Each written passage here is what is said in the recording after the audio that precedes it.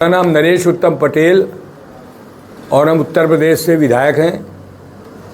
Samajwadi party Uttar Pradesh संगठन के प्रदेश के अध्यक्ष हैं। जनता से बगल में बिजावर विधानसभा सीट में जिस तरीके से श्रीमती रेखा यादव को प्रत्याशी के रूप में घोषित किया गया था, वहाँ पर जो श्रीमती रेखा यादव पर्चा वापस ले ली, उस पर आप क्या कहें? और दुखद है, दूसरी बात दुर्भाग्य है, समाजवादी पार्टी ने अभी तो ये इसके पहले वाला जो चुनाव था वहाँ पर बबलू शुक्ला, राजेश शुक्ला को उम्मीदवार बनाया था। समाजवादी पार्टी साइकिल का चुनाव चिन्ह था। बबलू शुक्ला को अखिलेश यादव जी ने उम्मीदवार बनाया और बबलू शुक्ला समाजवादी पार्टी से विधायक बने और विधायक बन के उन्होंने धर्मनिरपेक्ष ताकत को मजबूत करने के लिए अपना समर्थन माननीय अखिलेश यादव जी के निर्देश पर कांग्रेस को दिया था। सर, अभी तक पता नहीं चला क्या वजह रहा कि आखिर वो पार्टी छोड़ दिया गया। अब वजह तो वो बता पाएंगे, लेकिन हमारा कर्तव्य जो हमारे नेता का था या हम सब कार्यकर्ताओं का था कि समाजवादी पार्टी के उम्मीदवार को जितावें। तो जो भी हम लोग कर सकते थे वो हम लोगों ने करके बबलू शुक्ला को बिजावर से चुनाव जितवाया था। राजनगर विधानसभा से कांग्रेस पार्टी के विधायक रहे और इस बार जो है कि क्या मुद्दा होगा समाजवादी पार्टी के लोग वोट दें यहाँ जनता को? देखिए, समाजवादी पार्टी यहाँ की महान जनता पर भरोसा करती है कि यहाँ की जनता बहुत अच्छी है और बहुत सीधे सज्जन परिश्रमी लोग हैं और ईमानदारी से काम करते हैं। जिस तरीके से भारतीय जनता पार्टी और यहाँ की पूर्व सरकारों ने यहाँ की जनता को कोई भी ऐसा काम नहीं किया जिससे उनका जीवन आगे बढ़े, मजबूत हो। इससे यहाँ की जनता नाराज़ है बीजेपी की वादा खिलाफी से। बीजेपी ने कहा था कि हम 90 दिन के अंदर महंगाई ख़त्म कर देंगे। 2014 में भारतीय जनता पार्टी, आज के प्रधानमंत्री जी ने कहा था 90 दिन के अंदर महंगाई ख़त्म हो जाएगी। तो आप देखिए, रसोई गैस का सिलेंडर 350 वाला 1100 का मिल रहा है। डीजल जो 43 रुपये लीटर का था वो कहते हैं 100 रुपये लीटर मध्य प्रदेश में बिक रहा है। पेट्रोल महंगा हो गया, दवा महंगी हो गई, पढ़ाई महंगी हो गई और किसान की फसल का मूल्य नहीं मिल रहा। जो भारत सरकार न्यूनतम समर्थन मूल्य घोषित करती है, जो मिनिमम सपोर्ट प्राइस जिसको एमएसपी कहते हैं, एमएसपी की गारंटी की बात भारत के किसान करते हैं। स्वामीनाथन आयोग एक बना था, स्वामीनाथन जी ने अपने आयोग के माध्यम से सरकार को अपनी रिपोर्ट दी थी कि किसान को उसकी लागत का ड्योढ़ा देना चाहिए। ये रिपोर्ट है। बीजेपी ने कहा था कि हम स्वामीनाथन आयोग की रिपोर्ट लागू करेंगे और किसान को उसकी फसल का लागत से ड्योढ़ा देंगे। लेकिन स्वामीनाथन जी अभी 1 महीने पहले हमारे बीच में, दुनिया में नहीं है।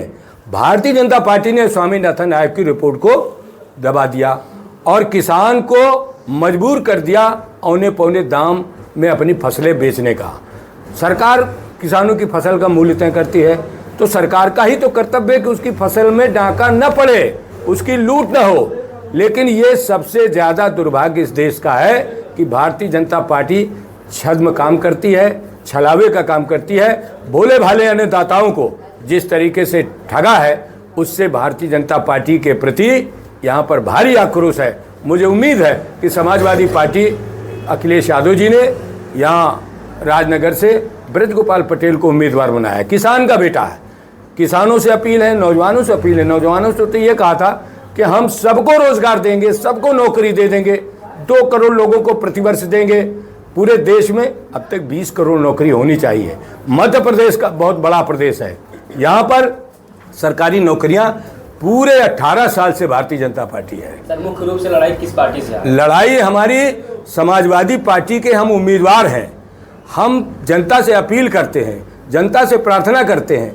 जो लोकतंत्र में हमको एक तरीका बताया गया है कि आप अपील करिए, अपनी बात कहिए, अपने बात समझाइए, वो हम कर रहे हैं। और लड़ाई वो जाने इनके सामने वाले कि वो किससे लड़ रहे हैं। हम लड़ रहे हैं, हम जनता के बीच में हैं, हम लोकतंत्र पर भरोसा करते हैं, लोकतंत्र की मजबूती के लिए हम लड़ रहे हैं। सर, समाजवादी पार्टी के लोग विकास का मुद्दा क्या हो गया? समाजवादी पार्टी जब आएगी तो जैसे उत्तर प्रदेश में आपने देखा होगा कि उत्तर प्रदेश में श्री अखिलेश यादव जी ने एक विशेष तरीके से उत्तर प्रदेश का विकास किया, जिसकी वजह से अखिलेश यादव की लोकप्रियता, अखिलेश यादव जी की लगातार प्रशंसा हो रही कि अखिलेश यादव का मॉडल देश की दूसरी सरकारों ने अडॉप्ट किया है। जैसे अखिलेश यादव जी जब सरकार में आए 2012 में, उन्होंने गरीब से गरीब बच्चे को, पढ़े लिखे बच्चों को लैपटॉप दिया। जब लैपटॉप दे रहे थे तो यही भारतीय जनता पार्टी के लोग सदन में कह रहे थे कि झुंझुना दे रहे हैं। उस लैपटॉप से देश दुनिया से जोड़ने का काम अखिलेश यादव जी ने किया। वो गरीब बच्चे जिनके माँ बाप 2000 का मोबाइल नहीं खरीद पाते थे, वो लोग 20, 25, 30 हज़ार रुपये का लैपटॉप लिए। लैपटॉप से, चूँकि तकनीक का युग है, तकनीक से हम जुड़े, हमारे बच्चे जुड़े, तभी हमारा विकास होगा। इस तरीके से अखिलेश यादव जी ने ज़्यादा से ज़्यादा अच्छी सड़कें, गुणवत्तापरक सड़कें, बड़ी बड़ी, आपको मैं बताना चाहता हूं, मैं उत्तर प्रदेश का हूं। अखिलेश यादव जी ने आगरा लखनऊ एक्सप्रेस 302 किलोमीटर का 22 महीने के अंदर एशिया का सबसे बड़ा एक्सप्रेस वे बनाया, जिसको देखने लायक है। और इस तरीके से अखिलेश यादव जी ने उत्तर प्रदेश में विद्युत जो बिजली है, बिजली उत्पादन जस्ट डबल 5 साल में कर दिया, जस्ट डबल, और रेट नहीं बढ़ाया। और भारतीय जनता पार्टी ने 1 यूनिट हमारे प्रदेश में बिजली नहीं बनाई और बिजली महंगी अलग कर दिया।